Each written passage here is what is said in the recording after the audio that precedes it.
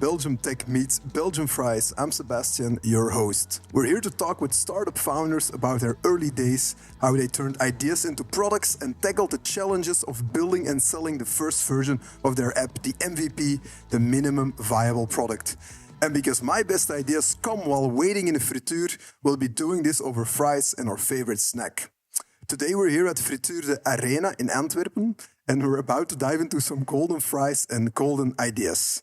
Today's guest is Isabel Rosendor, co-founder of JustLawyers, but she's also being joined by Arno Soontjens, CTO of PandaPanda, who have worked closely together with Isabel on this platform. JustLawyers is a matchmaking platform between lawyers and law firms. Now, as Belgians, we really feel at home in a frituur. So, Isabel, before we talk about your business and your great idea, I have a first question for you, which might already be a bit difficult because you have a background from the Netherlands and France and Belgium and the UK. But if you had to explain the concept of a frituur to somebody that doesn't know the concept, how would you do that? The concept of a snack bar? Of a frituur in particular. For me, it's the same thing. Okay. So how would I describe it? It's a place where you go if you're in the mood for some fast food, unhealthy food, very good if you're a bit hungover and need a greasy snack. All right. Very clear. I don't know, you have another opinion about that or another way of telling it? It's difficult to explain a core part of the Flemish culture, right? But it's part of living in Flanders, going to the frituur on a weekend, on a Saturday or a Friday evening, buying your standard order and then taking it home. And for me, at least, eating it in front of the TV. That's what a frituur is about. All right, so it's more about what happens after the frituur than what happens in the frituur. It's the experience. It's also going there. I wouldn't ever have fries delivered to my door. I want to be in the frituur to get them, to smell it, and then take them home. And then if you take them in your car and you step in your car again in the morning, you still smell the frittures from last night. So that's always good and not good at the same time. That has been the most elaborate answer to this question so far on any episode, but it's really good. All right, before we dive in, Isabel, you just shared with me your favorite or your go-to frituur order. What is it? Can you tell us a bit more about it? Yes, so in my case, I was born in the Netherlands, and there it's very typical to have kaas soufflés. So it's the cheese soufflés, and unfortunately, they don't tend to have them in Belgium. So I am very curious. Are you sure? Yeah, I asked. Okay, well, I need to see it before I believe it. Because sometimes people think a kaas soufflé and a kaas croquette is the same, and it's not. Okay. So I will try. All right. Yusuf, the owner, told me he has it, so let's see. I don't know, what is your go-to order? Gewone met stoofvleessaus. I'm going to say it in Dutch because that's better. Regular size fries with stoofvleessaus. And I switch meat sometimes, but most of the time I go for a grizzly. Okay. No. All right, very nice. I ordered it, so it's coming up. Thank you for that. Let's go over to the core of what we want to talk about today, and that is JustLawyers, the company you started. Yeah. Isabel, can you maybe just explain it in a simple sentence what JustLawyers is? And then afterwards, take us back to the beginning. Where did it start? Where did the idea come from? So JustLawyers is a matchmaking platform. We're targeting law firms and lawyers. So the idea is that law firms can post their jobs on the platform. Lawyers can create their account on the platform. And thanks to a matchmaking algorithm, they can be matched with each other. But one of the core features is actually the fact that all the candidates are anonymous, which is good for them because they have a discreet way of looking around for a new opportunity. But also, and perhaps even more important, law firms, we're giving them a real opportunity to eliminate unconscious bias from the initial screening. All right, all right. That's really clear. And how did you start out with this concept, with this idea? You were already in the working in a lawyer firm or in the legal world, or? So I started my career as a lawyer in intellectual property law. Figured out after several years that it wasn't for me, that I missed the human aspect of it, which is quite funny that now I've created a SaaS platform without any human intervention.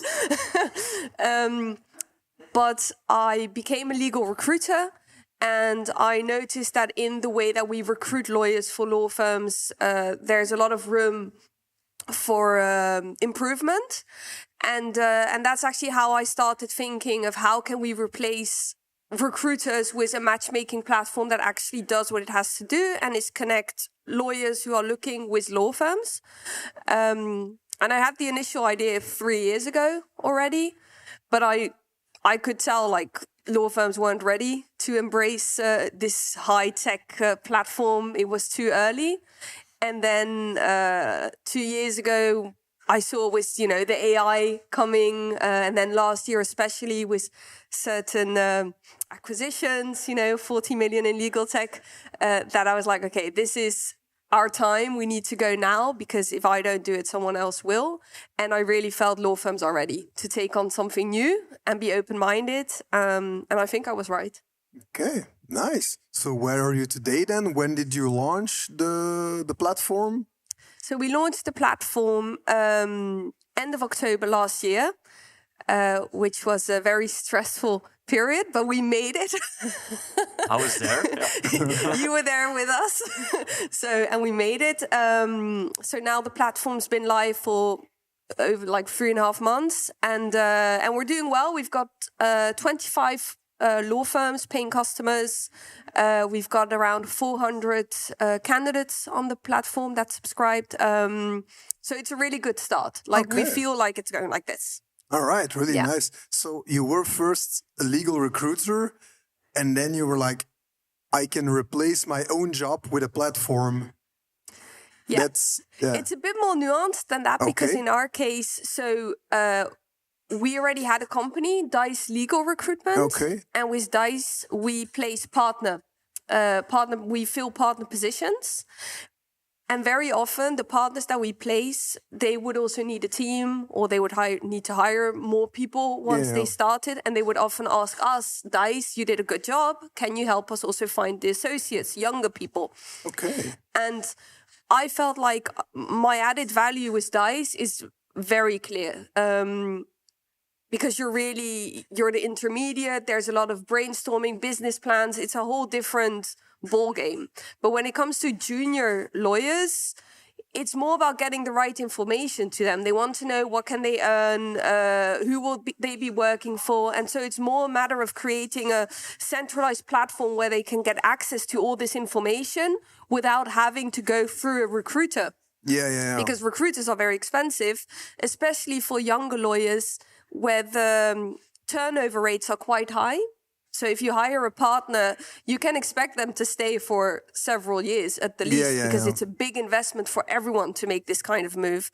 But for a young lawyer who's still looking for the right firm, it's not surprising if after a year they leave already. But in the meantime, as a law firm, you've paid that recruiter, it's tens of thousands of euros. Whereas with JustLawyers, it will be a fraction of that and unlimited in their hiring possibilities. Okay. Really smart. So today it's kind of an extra offering next to what you do with Dice Legal, or you really want to go fully on the JustLawyers platform, or keep on offering the partner part as well? Yeah, it's two separate companies. Yeah, okay. How we see it is JustLawyers offers something that Dice will never be able to offer us, and it's scalability. With Dice, if something happens to our team, it stops. Whereas with JustLawyers, if we can really build this and scale this, it will live on. And I love that idea. Yeah. So we can go international. It's a different game that you're playing. So the idea for now is to definitely have both businesses, because we see they work well together. law firms appreciate the fact that we can help with everything.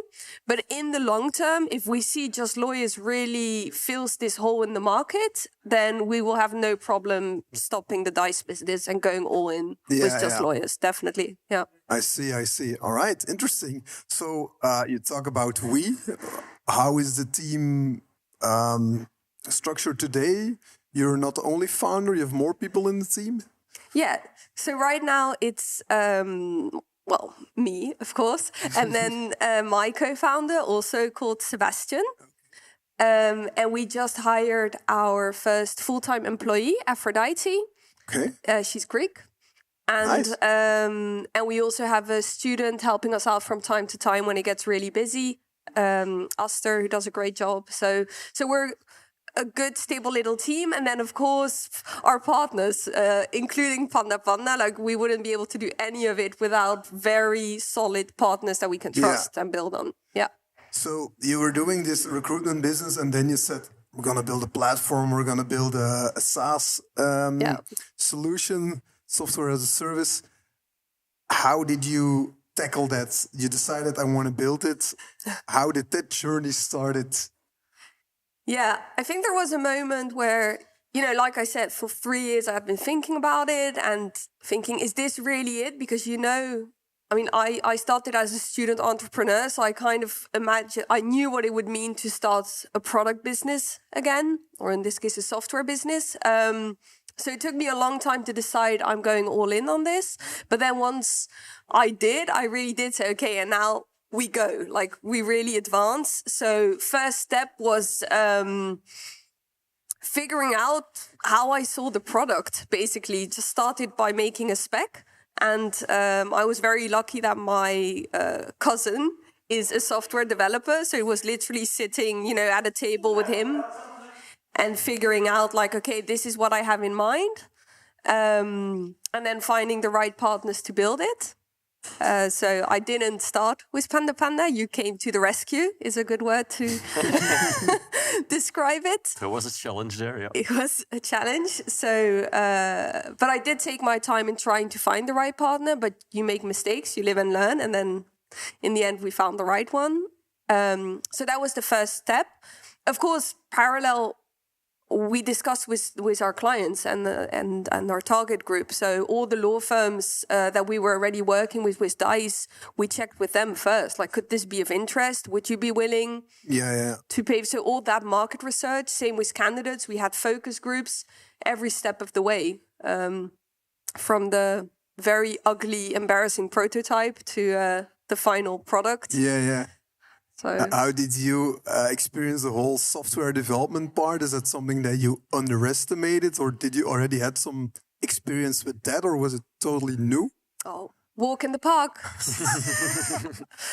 Awful software development. It's, I think in the beginning, my dad is a software developer, and he actually prepared me, and he said, software developers, it's like, no offense, herding cats. It's impossible. So that's a good one. I was mentally prepared. That it's a bit different, like in the mindset of a developer. But I think you do it really well. Like you communicate. We do our best indeed, yeah. But so no, I mean I had no idea how to start. I mean, for me, I didn't know anything about software or the different types, the coding, the languages. So I just started listening to podcasts about it to kind of understand, because I didn't know who I was going to partner with. So I didn't feel comfortable sitting at a table and not having any idea what we were talking about.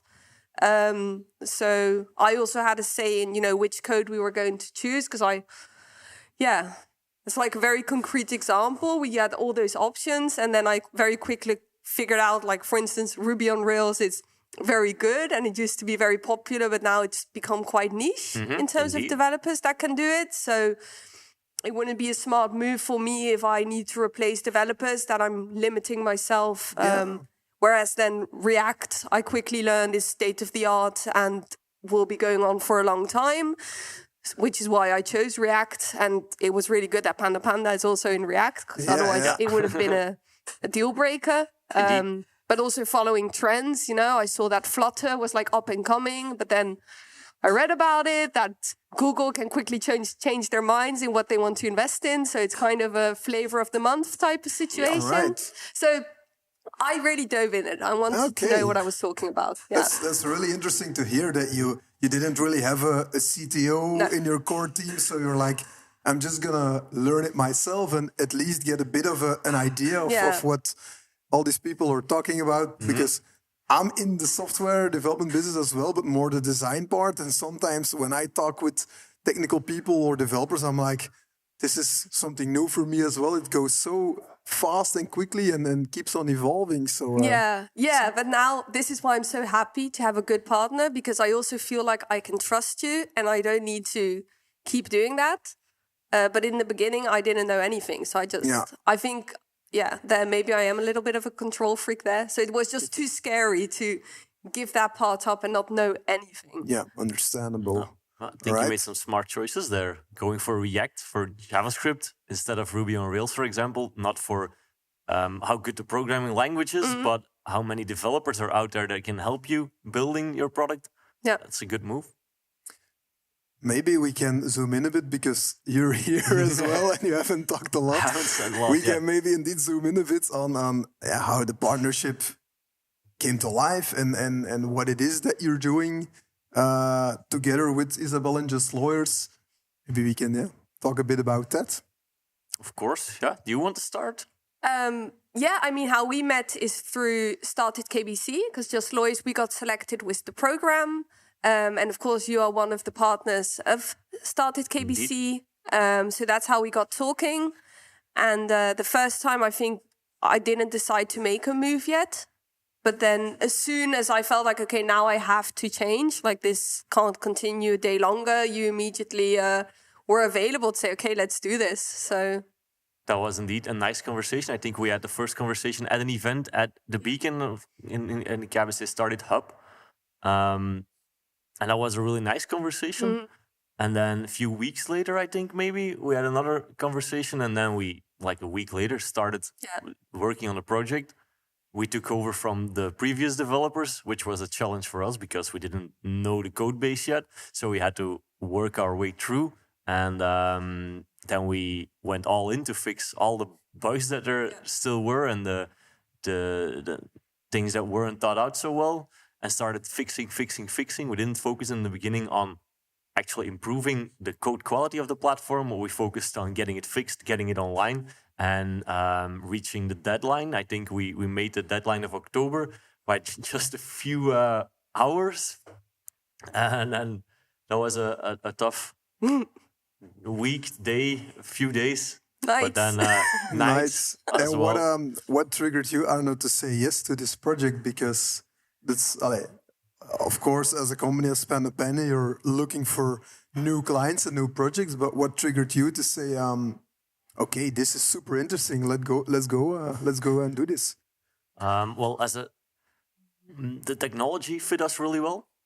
At PandaPanda, we only use React as a front-end development language.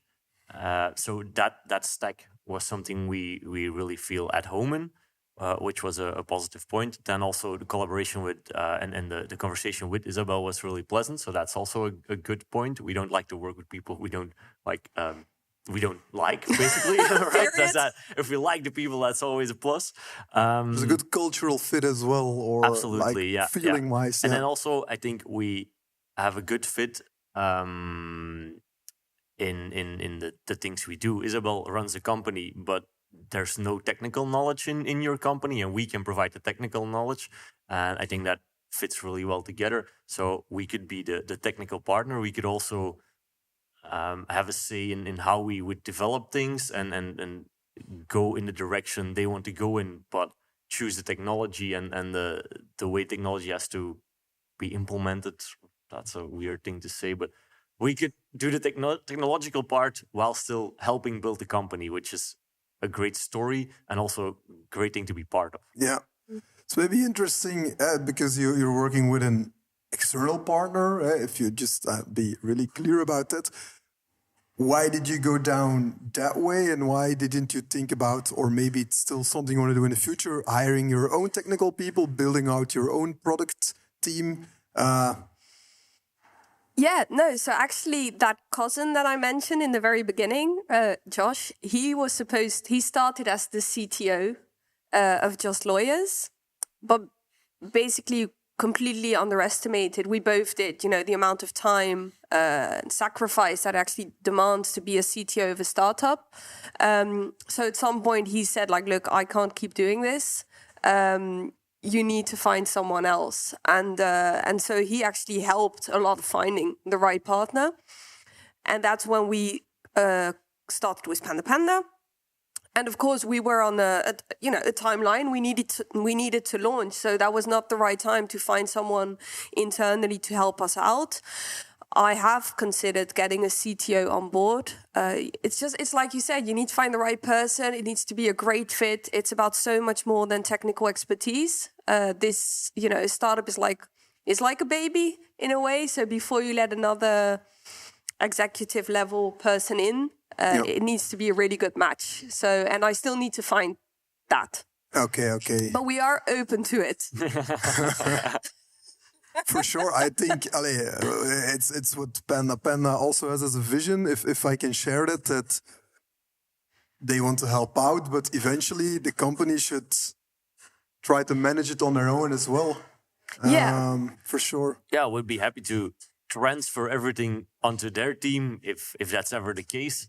That's the way we set up everything. We're ready to transfer it if needed. But as long as we're not there, we're also willing to go full on and help build the platform. What would you say, let's say a startup, they want to go with their own CTO or own team or hire an external product team? What would be the pros and cons of these both approaches? How would you go about that? Good question. I'd start with the pros, maybe. Pros of working with an agency like PandaPanda is you immediately hire a full product team. We have designers, we have product managers, we have developers. So you get all that knowledge in one company. You also hire a lot of experience. Agencies like ours have been doing this for a while and have seen a lot of projects, a lot of technologies, a lot of ways of working, and are used to building new things and thinking about user experience, thinking about UI, thinking about how a project should be structured and how it can be something that goes a long way and it's not just for a few years there. Cons maybe would be there's an immediate upfront cost you have. There's for a product team that has experience, you also have to pay. But it's not as big a con, I think, as having to hire your own people, making sure they are a good fit, training them, having them aligned with your vision. That's a long process to get your team up and running, while an agency can almost immediately start. Yeah. So I think I've covered most of the things. Maybe short-term beginning for that MVP, it's good to go to an external party, and then in the long run, building out your own product team will often be a good decision to make. Agencies can even sometimes help you with that, finding the right people, maybe doing interviews, helping find a CTO, a developer, maybe a product designer or a project manager. That's something you can use their expertise for as well. Yeah. Maybe Ada can do a recruitment for you. Yeah. That's a possibility. Take over your own business. Happy to have him sit next to me. For sure. All right. I want to go a bit about marketing and sales and go-to-market. You have the idea. You already had the Dice legal business. How did you start selling? How did you get your first customers? Did you have to do some crazy ninja moves, or was it a fairly easy process, or how did that go? I think a little bit of everything that you just said. Okay. Depending on the client and the target group. No, so we went for a very clear mission where we said we need 15 law firms to launch. Because that would give us 15 law firms that would say we're willing to pay upfront money to see, this platform come to life. Because for us, that was a very strong sign that there was an actual need, because the biggest need comes from law firms. So that's how we started getting those initial law firms. And that wasn't too challenging. I think one of the major challenging aspects that I completely underestimated was the final contracts. So I thought, the law firm said, yes, we're all good, let's go. And then with some law firms, just the time it took to actually get our general terms and conditions approved, because of course we're targeting law firms. So if there's one thing they love, it's reviewing a contract and changing as much as they can. Okay, so you proposed a contract, but every I'd have customer, to. they wanted to make changes? Yeah, and the thing is, I honestly didn't care about that. Speaking as a former lawyer, like I knew what we wanted to achieve, give access. It wasn't complicated for me. But for the law firms, it was a big deal. So that took quite a bit of time. Like in my timeline, that was a delay that I didn't see coming of, I think, 6 weeks just to get those contracts in order. Okay, wow, yeah. So that's a little advice for anyone targeting the legal market. Okay. Time with the contracts. They will always have feedback. But apart from that, like most of the law firms, we knew them already because we work with them with DICE. And is that our order? Yeah, that's a little interruption. Thank you. Thank you. Dankjewel. Thank you. Thanks. Kaas lezen. Thank you. Dankjewel. It's a real one? It's a real one. Okay. Nice. What a surprise. All right. So the contracts, but Yes. I would assume if I would want to work with law firms or build software with them, I would assume that might be an issue, or you also anticipated that, or... I thought our contracts were very straightforward, but it's just certain clauses that I just misjudged how law firms would interpret them. And because my folks, I was so busy on the product development and getting the features ready and doing the business development it's just something I completely lost sight of. I just had a contract made, I sent it through, and I got so much feedback on little things I had to improve everywhere or change. But now we have a contract that is acceptable. So all the other firms, at least, it's not an issue anymore. Okay. So I found the common grounds of what they like and what they don't like. So that's fine. Because now you can say we have 25 law firms already signed up. So what problem are you going to make out of it? No, I learned from each law firm. It's true, because especially international law firms, in terms of compliance, there are lots of documents we also have to fill out. I regularly, check with Arno to make sure that that when it comes to all the partners that we use or for the technical aspect, that it's very clear the law firms need 100% full transparency. And that's also something I appreciate with us working together, that I expect the same. So I get all this information from Arno and I can also deliver them that information. So it works well. Like there are no surprises. Okay. And there's also the law firms asking for a lot of technical details sometimes, right? Yeah. That's also maybe, if I can add something to the pros of working with an agency, the thing experienced we bring to the table also comes to life in the tools we use. We've seen a lot of systems being built. We've seen a lot of things going wrong. So we know which the good tools are, which the stable tools are. So we use tools to make sure we have good security, to make sure we don't have data leaks, to make sure everything is always online. So those things is also something you get from an agency. And that I think in this case also worked well with the clients you have. Yeah. Because they care about data security and the platform being online. All right, for marketing and sales, something else I'm interested in, because that also looks like a challenge. You have a matchmaking platform, a two-sided marketplace. So you have the chicken and the egg problem, as they say. On LinkedIn, I see JustLawyers post a lot of things, I think, more targeted to the junior lawyers with some memes and some more, targeting that generation. How do you approach positioning yourself in a market as, on one hand, the law firms, which are probably a bit more senior people, more professional, and then the young people, getting them both on the platform? Yeah. So for us, it was very clear we needed to get the law firms on the platform first. Without jobs, it would be impossible to get a candidate to sign up. So that's why we had this major pressure on ourselves to say we need 15 law firms with, hopefully they'll post at least 2 jobs each so that we have at least 30 jobs before we open it up to the candidates, so that at least there would be a start for them to have a look. So in general, our marketing is not targeted at the law firms. That's pretty much, it's more the exception. So it's good that you saw that.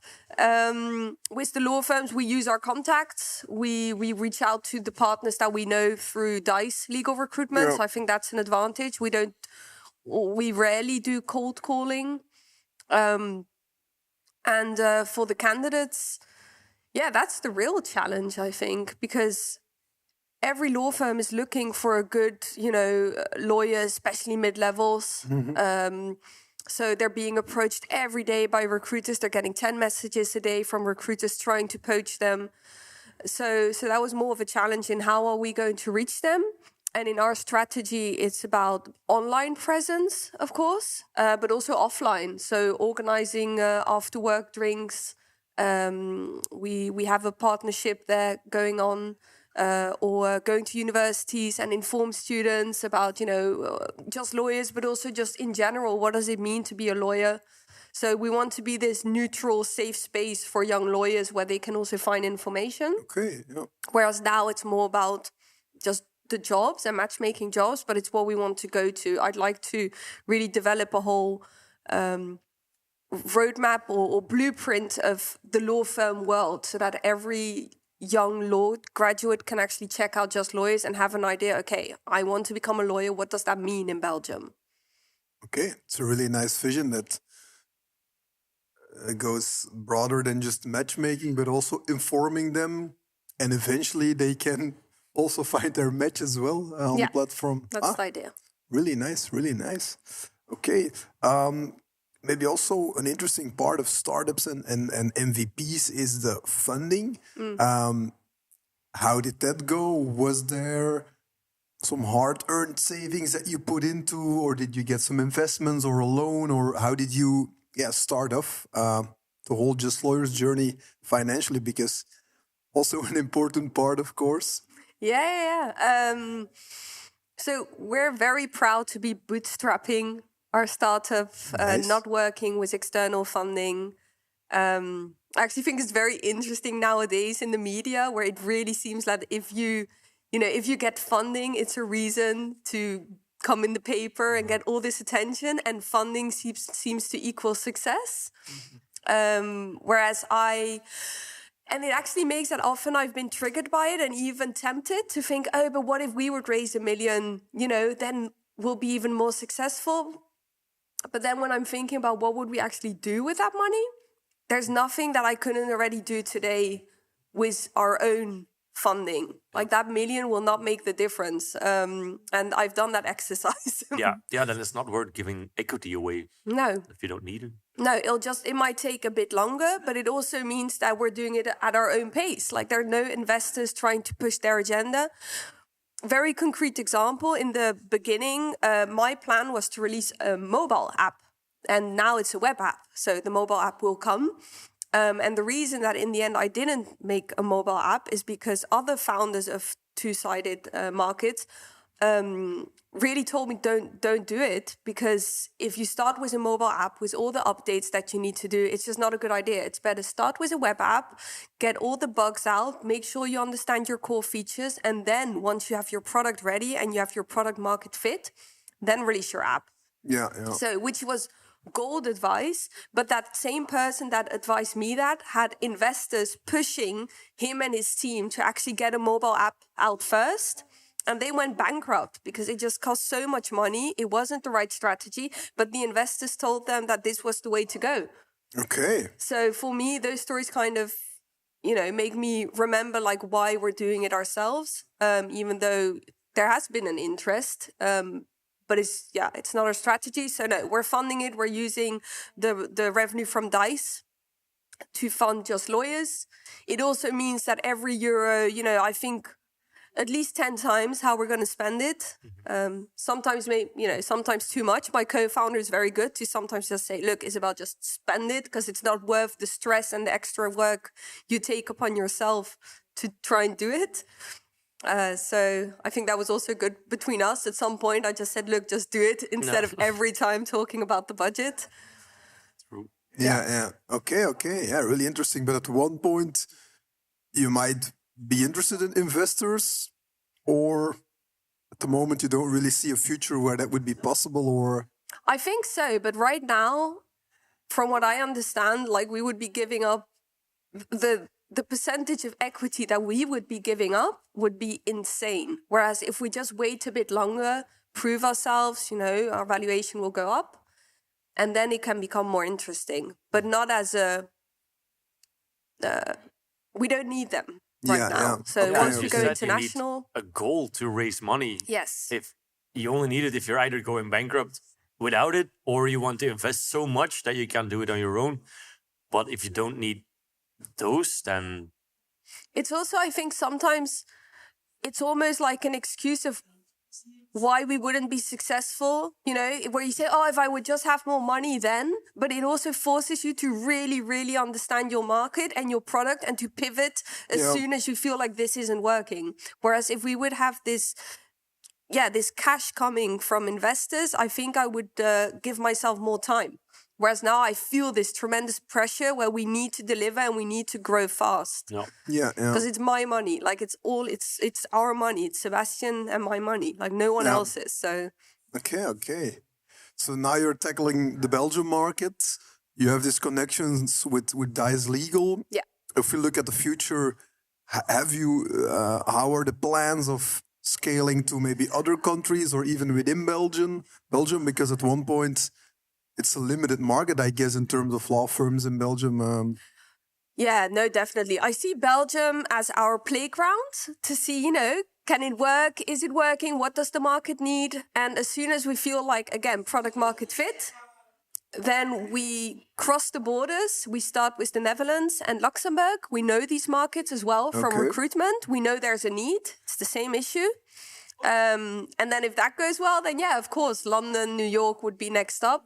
I think London would be easier. Our clients, international firms, are asking us, like, when is this coming to London? When is this coming to the US?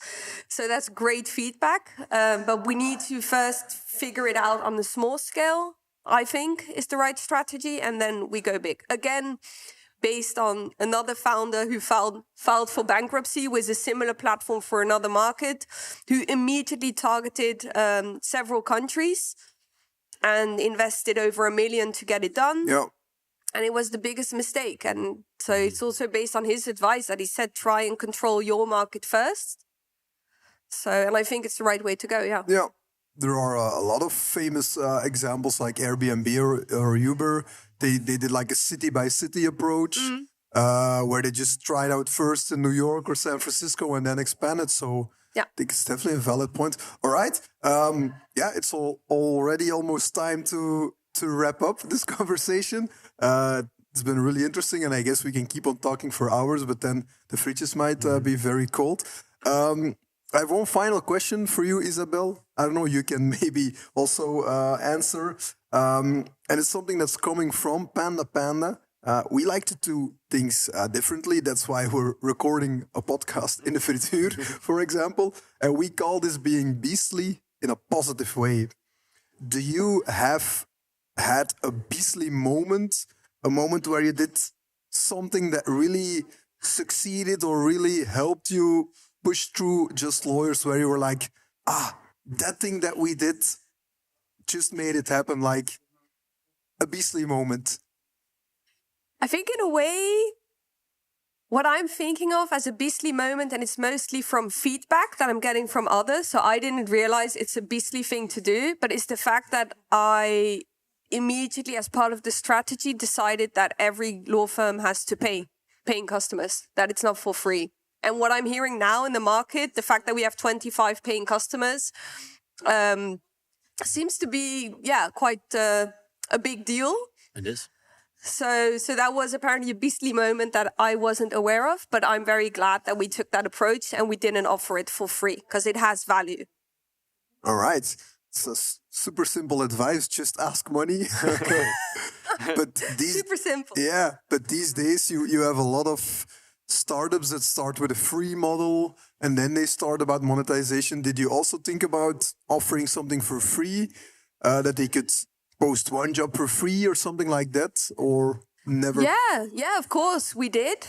It's just that after considering everything, we felt that it was more valuable and attractive to offer the year-long package for a low amount. I still think it's a low amount what we charge, but it's just the biggest proof. Like I said, all our skin is in the game, and for me, it was proof that they also have a little skin in the game. All right. I think that's a very nice way of concluding this talk and this episode. Thank you very much, Isabel and Arno, for joining us here today. Also, a little shout out to Frituur de Arena and Youssef for hosting us here and serving these delicious fries. Also, thanks to Vince, our producer, for making this sound and look incredible, even though we're in a noisy frituur. We'll see. And yeah, that's it. See you next time. Thank you. Bye-bye. Bye. Speciàl.